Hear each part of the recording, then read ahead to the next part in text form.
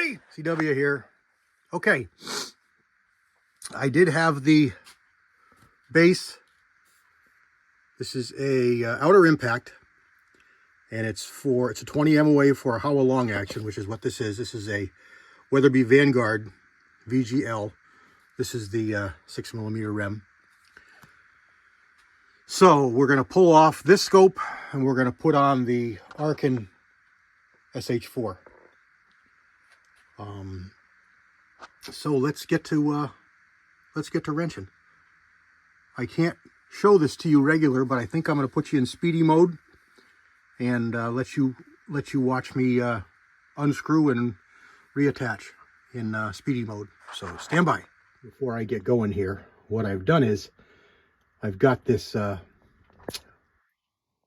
sight-in device, bore sight device that uses a magnet. And I don't find that it's really that good, but it's a pretty good reference. So what I've done is I've stuck it on the front, and I'm going to look through the scope, and I'm going to write down where the crosshairs touch on the grid that's inside there when you look through the scope. And then when I put the new scope on, I will set the crosshairs to the same intersection, and it won't be sighted in, but it will be pretty close.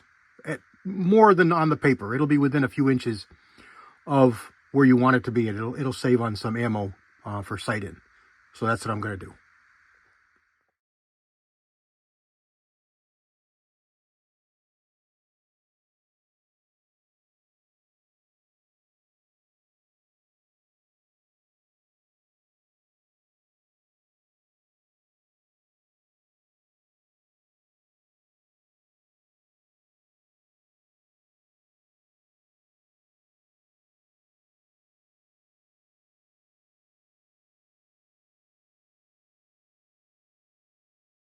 And there we have it. Just like that. A couple seconds for you. Probably about 10 minutes for me. Quick and easy. Not too difficult at all. This goes on with bolts. So when you use this, be real careful. You don't realize how much torque you have with one of these. So just go, choke way up on it. So you're turning it like this. Don't grab way out here. You don't need all that leverage. And go until it's snug, and then go a little bit more, and then that's it. You're applying way more torque than you realize that you are. Okay, adjusted the turrets. I had to back off on the zero stop twice because this is a 20 MOA. So what that does for you is it allows you to steal away a lot of the up close adjustments. So if you picture inside of your scope, everything is square and level and true. Crosshairs are dead in the middle. So let's say you've got, 10 inches you can come up and 10 inches you can go down. So a lot of times when you're going long range, that 10 inches going down, which brings your muzzle up, isn't enough.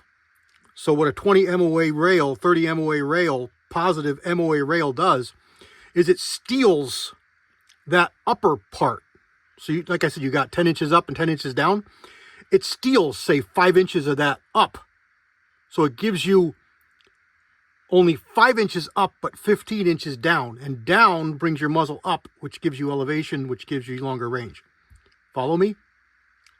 So it steals away adjustment that you never would use in the scope. And that is the up. You only need up just so far. Other than that, it's all wasted. You're never going to ever use it because you're never going to ever have a need to sight in. Even if you adjusted it for 10 yards of shooting, you wouldn't need all that elevation, all that adjustment up that you have. So stealing it away with a slanted MOA, positive MOA rail does that for you. It gives you more down, which gives you more up on your impacts. And there we go. Let me pull you off here and give you a view. There it is. Fits really nice. That's low rings, and you can't go any lower because the gas port under there would hit your rail. So low rings. I have plenty of clearance for my bolt knob. That's the other thing you got to watch out for.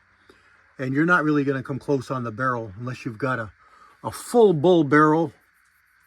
And even then, you can see there's a good 1/8 of an inch of clearance there. And I've got the shade on, which I don't know if I'm going to leave it or not. And I splurged and got the better Butler Creek cap. Don't know if I'm really liking it. It's worth the extra dollars. It's twice as much as the cheapie. Let me turn this around and show you the other side. So, these are the nuts holding the rings on. That's where you want to be careful. Don't over torque those. You got a lot of power. I adjusted my throw lever, so that's six power, and that's where it is. So you go over here, all the way over to 24 power. It comes over to the opposite side, and it buries itself down. It clears everything, but it's all the way down. If I had it any farther the other way, that's all the way in 6 power. If I had it down any farther over here, it would impact the bolt here. Right now I've got really good clearance. I can get my whole finger in between there, no problem. And there we go.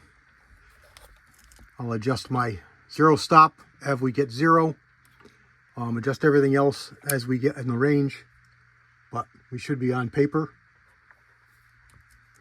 and ready to do some shooting. There we go. So, this scope over here is the True Glow. It's going to go on the 6 arc, which I found out today has been shipped a few days ago. So I should be able to get that in a few days. And I will come back with a video for you guys. If you don't know, this is a 24-inch 1 1/8 twist 6mm rim barrel.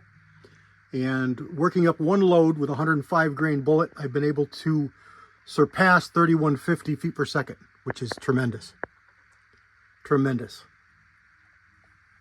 Really, really happy about that. All right, there it is. The SH4 Gen 2 Arken Optics 6-24 is in its new home on the 6mm rim. God bless everybody. CW out.